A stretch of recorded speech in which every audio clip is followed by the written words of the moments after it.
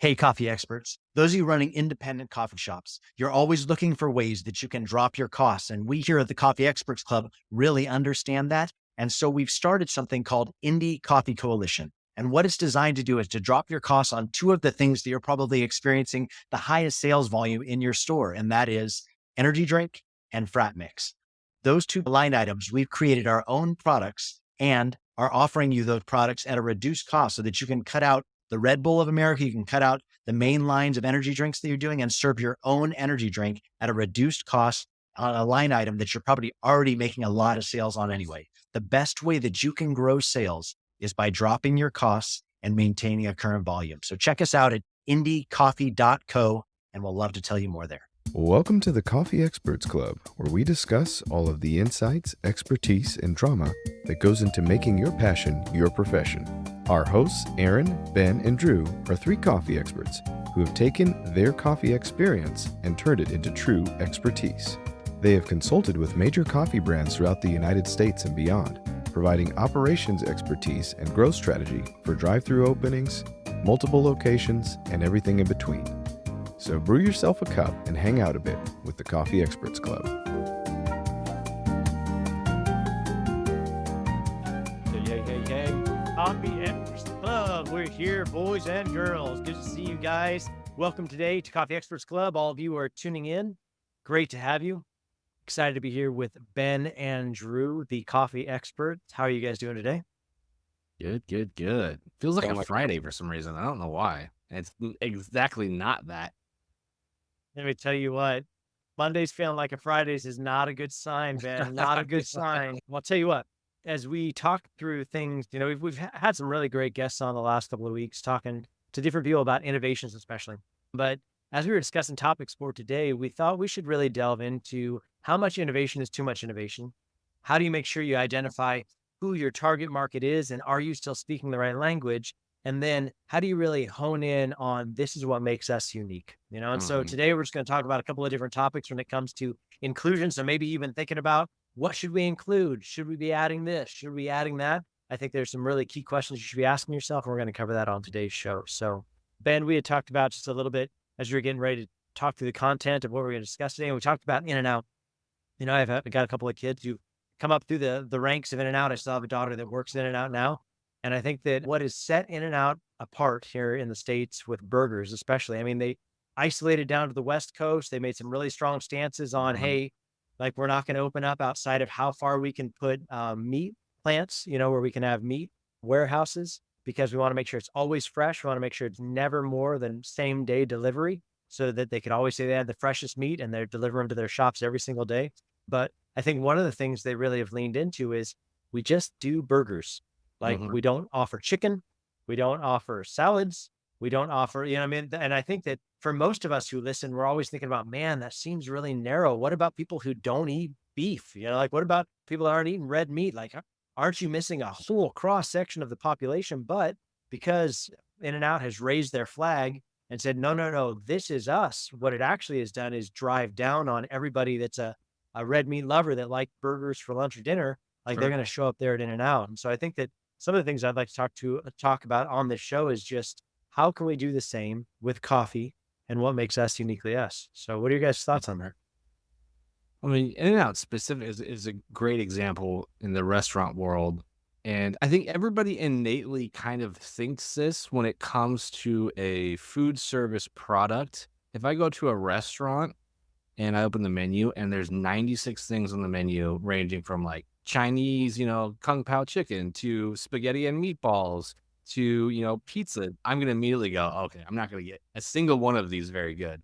Jack of all trades, master of none is a phrase everybody has in the back of their minds. I think In-N-Out was really smart in saying, let's not offer a bajillion things. Let's do 5 things extremely well. And somebody who wants that will go, oh, I'll only go there to get that thing because I know that they do it the best.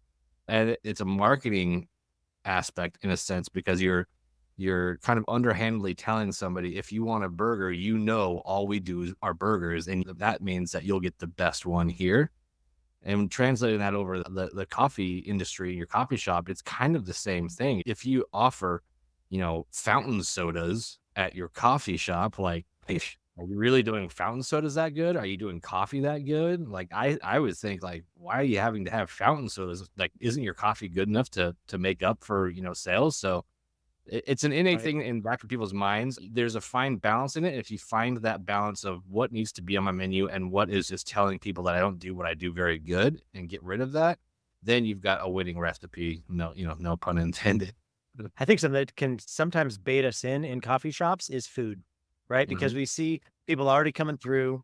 We're like, if we just added this offering, we could be doing so much better. You know what I mean? And, I remember early days of roasters, when we broke out Resilient, and Resilient was kind of its own standalone. And, they started offering this, I'll never forget it. It was avocado toast. And avocado toast was the biggest pain in the ass because we offered it at no other location that we had, right? And it had to be fresh, fresh, fresh. And it went bad quick, quick, quick. You know what I mean? And it was like there was always a pain point, and we were always running out of it. I think that it was one of those ones where it's like it's very easy to be baited into, hey, we have to offer a food offering. There has to be something from a food perspective that we're offering our guests as they come through and they're drinking coffee. But at the same time, like how far is too far, right? Like how much do we offer, and when does it actually become something that's working against us versus something that's working for us? What are your thoughts to that? I mean, we talk about it all the time. People who know nothing about the coffee industry are like, I'll just open a coffee shop and be rich because, coffee is easy, and they end up failing.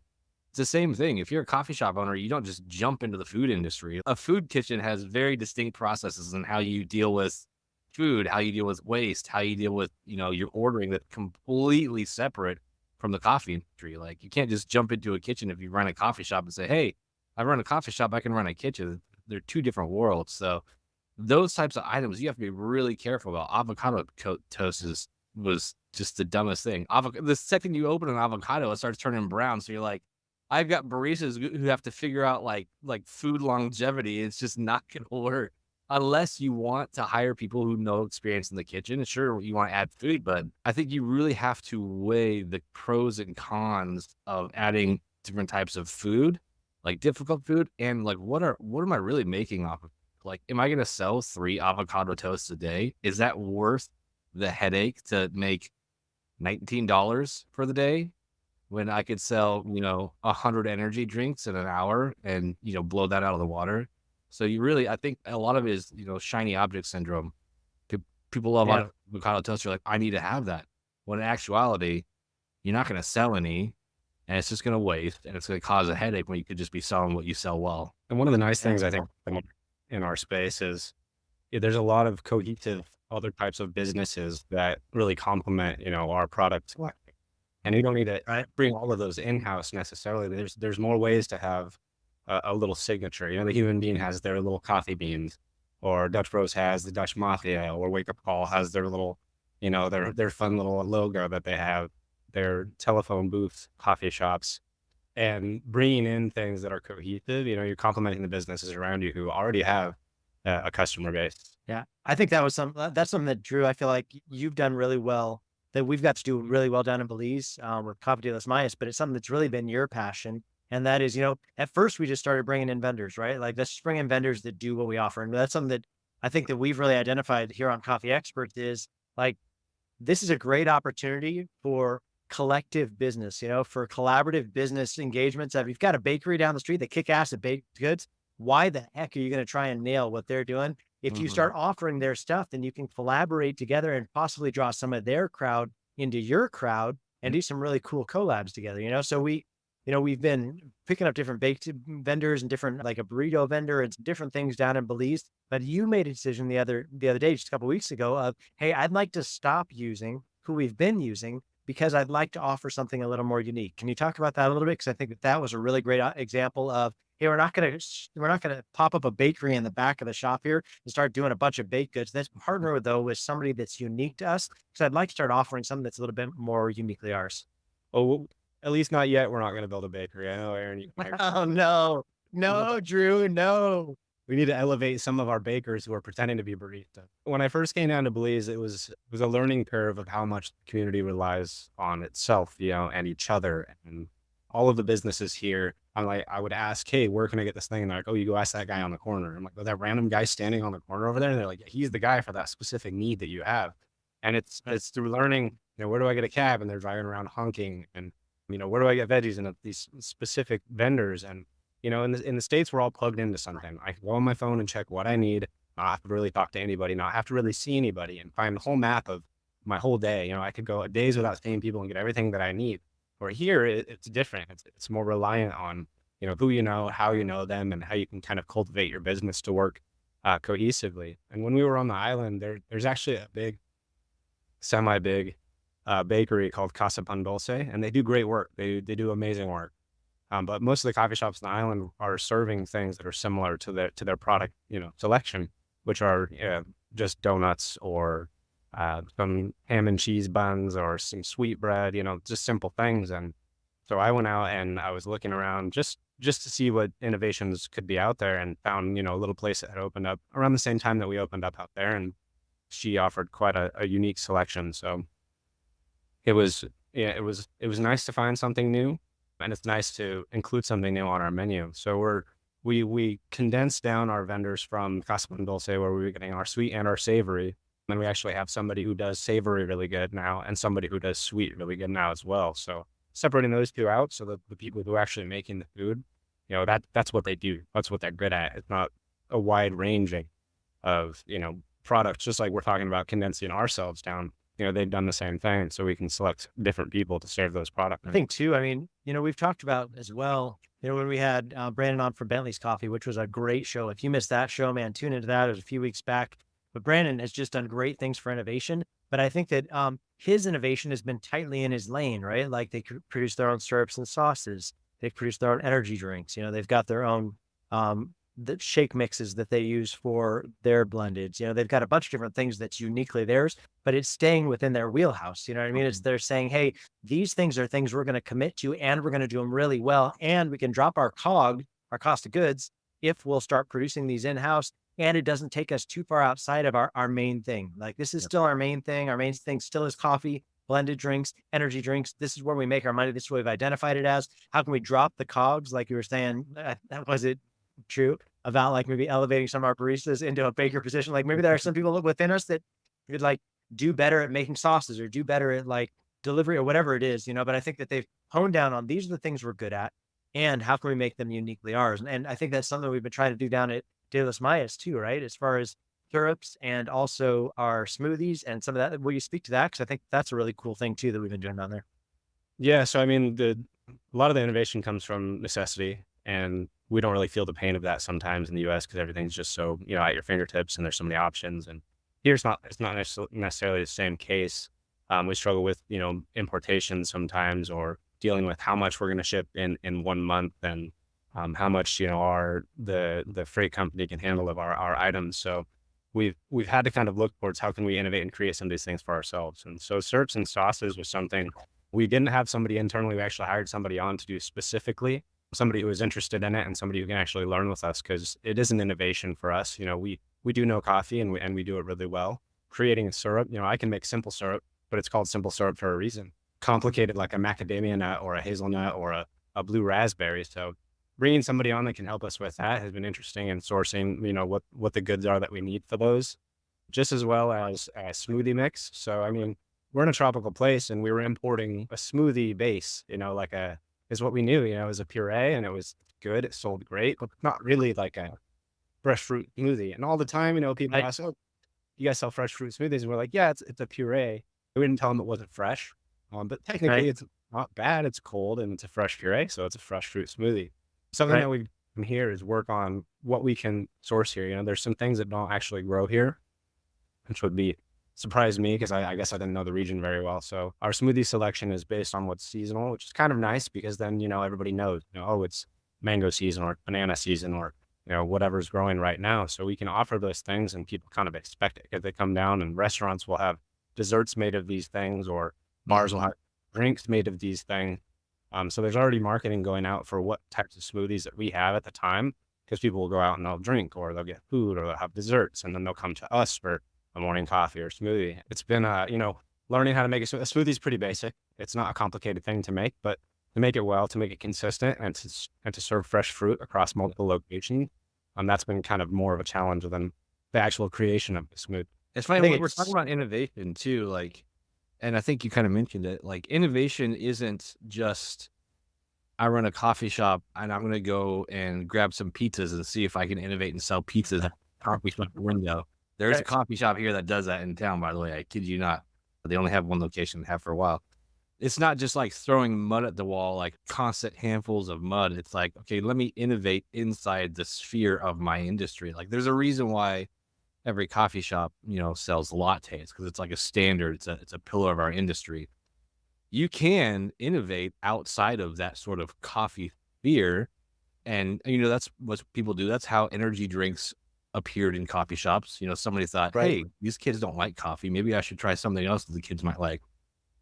That was a huge innovation outside of the coffee sphere. You could say it's still like an energy caffeine based drink. So it's still somewhat inside the coffee sphere, but just to go throw mud at the wall and say, this has nothing to do with the coffee industry. I bet it'll do awesome. It probably won't.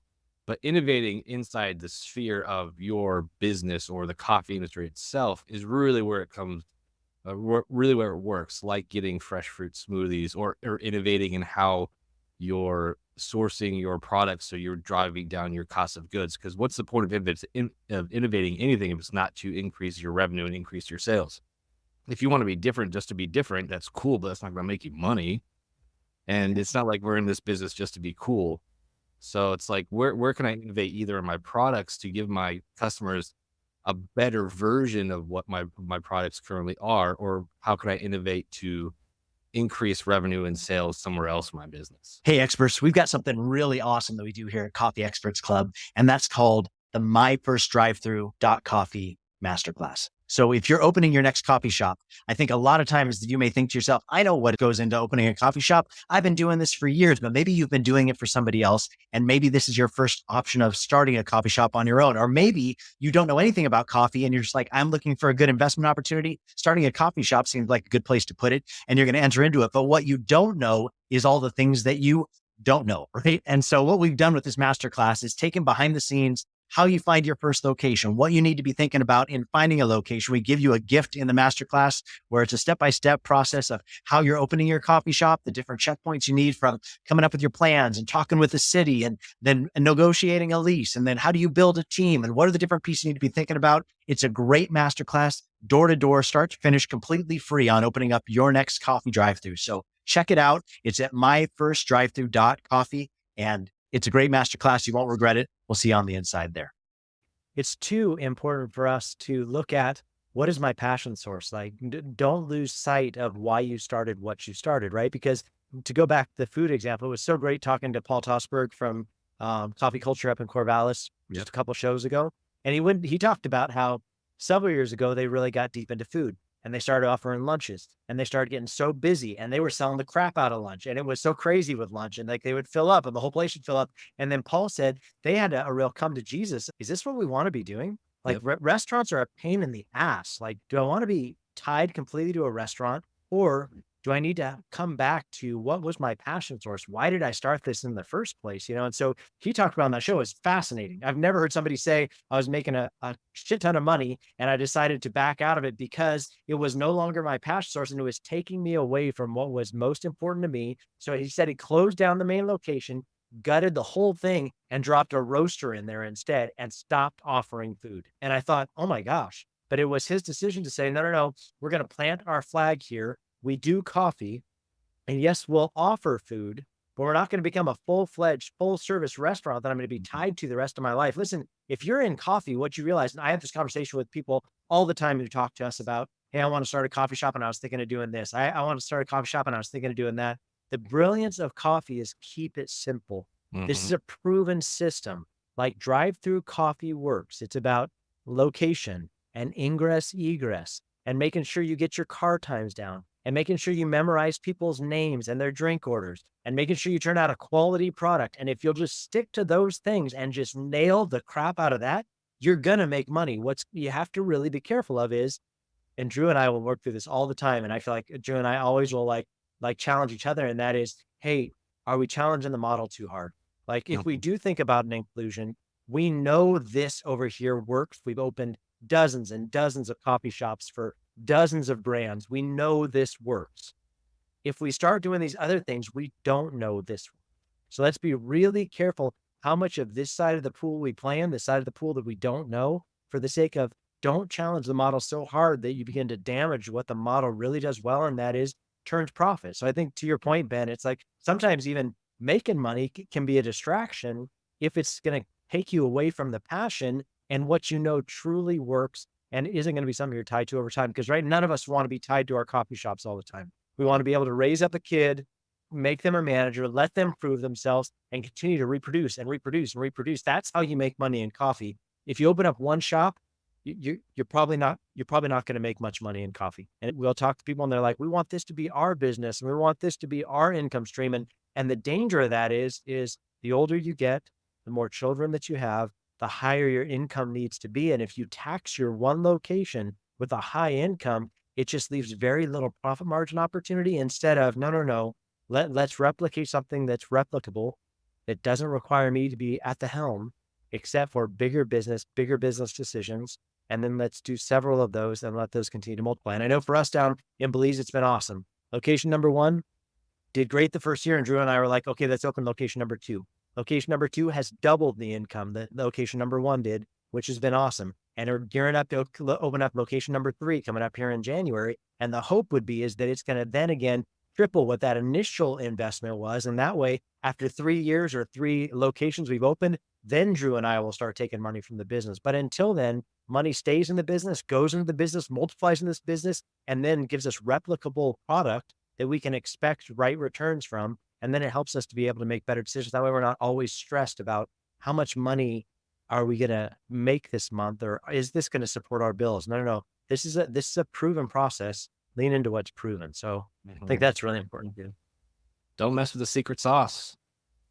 Secret sauce, Ben. In-N-Out secret sauce is some good stuff, bro. The sauce on those burgers. Or at the very least, if you're going to mess with the secret sauce and you want to bring in those, I mean, because there's something to say about throwing mud at the wall. It does stick sometimes. It's doing it in bite-sized pieces. You know, we do that at roasters all the time. It's like, let's try all these different things at once. 5 different things. You're like, okay, but what made that successful? Was it the new drink that we had? Was it the new hard good product that we had? Was it the new hours at the shop that we just changed? Like, what was successful about it?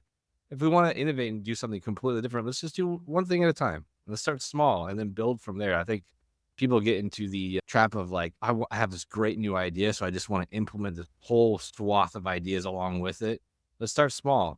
Let's start, maybe if you think different flavored milks will work, you don't carry chocolate milk, maybe start carrying chocolate milk. It's a cheaper product if you want to use chocolate milk for your mochas. You don't have to use chocolate sauce and whole milk. It'd be just chocolate milk. Try that for a little bit. If the price point's good for you, if it's good for your COGS, if it's good to your customers, awesome. You've innovated a little bit. You've raised your revenue, or you've brought down your COGS a bit, and you're better off. If you want to try offering pizzas out the window, maybe just try it during a lunchtime rush and ask your customers if they want a free slice while they're there. Probably a weird thing to do. It might or may not work, but start small before you just go, I've got 10 locations. I'm going to stock all my locations with pizza and buy pizza ovens for all of them. And we're launching this next Saturday, and we really hope it works. Oh, man. At least, down here in De Las Mayas, one of our little quotes from our mission statement is building communities. And, that's kind of been at the heart of how we've approached these new endeavors. We didn't make sauces or syrups or smoothie mix, in the U.S. for any of the shops that we worked with. And so, we thought, how can we create a community even within just our staff, and with our customers, and how can we include people? How can we source from people? And how can we develop out this side of things to first of all, test things out to see how it works, like Ben said, and then build it in a stable way so that it doesn't take the business that direction hardcore. And like you mentioned, Paul, take side off of what the original mission was. I really like that. That's a really good point. I think that for De Las Mayas, what Drew's referring to is for us, we were like, hey, how can we always have a donation piece? Like, how can we always be building back into the community? How can we always not just make it about us, like greedy Americans rolling into a third world country and we're going to take advantage of it? That's wrong. Like, so how can we elevate the country that we come into by offering more jobs? And the way we can do that is we start creating our own syrups. Well, we're going to break that out from De Las Mayas proper and start an ancillary business that does this, create new jobs, allow that to become the supply for Coffee de los Mayas. And in that, we're making the community better because we're offering more opportunities. I mean, like, and so I think that is a really good point for us. That was something that's part of our mission statement. That was something that was really important to us. So how can we come and offer something complementary, but not compromise the primary? And I think that is a really good point. So I think that, and I think we're throwing out all these ideas to you guys, not like to pat us, like break our arms, pat ourselves on the back of how great Coffee de los Mayas is. It's more just to give you ideas of how could you innovate, because Ben, I remember when CJ and Lindsay wanted to start creating their own syrups, like you really challenged the model. And when she came back and told you how much they were spending, you're like, holy hell, no. Like, I love that you want to do that. You've got to be able to do that cheaper. Otherwise that doesn't make sense for the price per cup. So I think really be thinking about that of what is your price per cup? Have you worked that out? We've got a spreadsheet we'd love to share with you. If you want to just email us at hq@thecollabteam.com, or you're more than welcome to hit us up on Instagram or Facebook or TikTok, wherever you're watching this video, YouTube. We'll send you out the sheet where it'll help give you like a breakdown of how expensive is your cup. You know what I mean? Do you know what goes into making a cup? Like, do you know how much each cup is costing you? And I know when you were working that through with CJ and Lindsay, they had to come up with some really hard decisions about which one of these syrups do we want to continue to make, because there's some of them that are just not cost effective. Yeah. And they're great innovations in that I'm sure they were amazing syrups. Like the ingredients that went into them all sounded amazing, like super organic, healthy, good for you, like no additives, preservatives. Like that's all something I would want. And if I was to go to a coffee shop and you told me that's what you serve, I'd be like, heck yeah, I'll come back. But if that syrup and the labor that goes into making it starts eating up 70% of your cup, like it doesn't leave a lot for profit. And especially in an industry where the profit on your average cup should be at least 150% over retail price. Like you should be making, like if I sell a cup of coffee for $4, I should be making like $2.50 of that in profit at least. Right. Ideally $3.50, that would be great. And so if your cost of goods starts creeping up higher and higher and higher, and you start meeting your retail price and your cost of goods, that's when you have to take that step back and go, okay, I do really like this idea, but it's just not scalable. And if all of my customers tomorrow came in and said, we want this one drink, how much money would I lose if that's all my customers bought ever again? Like that's something that coffee shop owners don't really think about. They have a few really expensive items because they want to innovate and add something new. But what if your customers came in and only bought that item? Like your profit margin would be shot. Or, if you do a deal, are you doing a deal on your most expensive to make item? Like that just kills your profit line. Those are the things you want to think about when you're innovating. And that's innovating in your product, innovating in your marketing, and doing deal days. All of this really has to come back to, okay, but does it create revenue for me somehow, or save me money so I keep more of my revenue? So true. That's such a good point. Such a good point of identify where you make most profit and be generous there. I mean, like for us, energy drinks, and if you missed the show we did on creating your own energy drink, for us, energy drinks are the cheapest thing we do. Maybe some of you out there are still using Red Bull. We've got a great insight on how you can really drop your cost like 5 times the amount. You can go back and watch the show on creating your own energy drinks and frat mix. But I think that for us, energy drinks is a great, like we could drop our prices so far on energy drinks and really stoke out our customers. And then like we always talk about, like we do that for the sake of creating a trend of people coming back, creating a trend of people coming here again and again. So man, be really clear on in our uniques, what's our best cost savings? What is our best money maker? Be generous with that. So I think we've got to talk a lot today about how to innovate, how much innovation is too much innovation, how you make yourself unique, where you part ways with passion, and say, hey, I'm going to lean into my passion. I'm going to part ways with anything else that is a distraction. Oh, passion, not distraction. That was a good one. Like, anyway, you're talking about a bunch of good stuff today. Ben, Drew, as we come up on the top of the hour, just grateful for our guests, grateful for people listening in. I think it's always an exciting time to be here with Coffee Experts. So Ben, thanks for your time. Drew, thanks for your time. Thanks to our listeners for listening in, and we'll see you next week here on Coffee Experts. Thanks so much for joining us today. For those of you who are looking to become a coffee expert yourself, we offer an incredible, thorough training online for opening your first coffee drive-thru at www.myfirstdrivethru.coffee.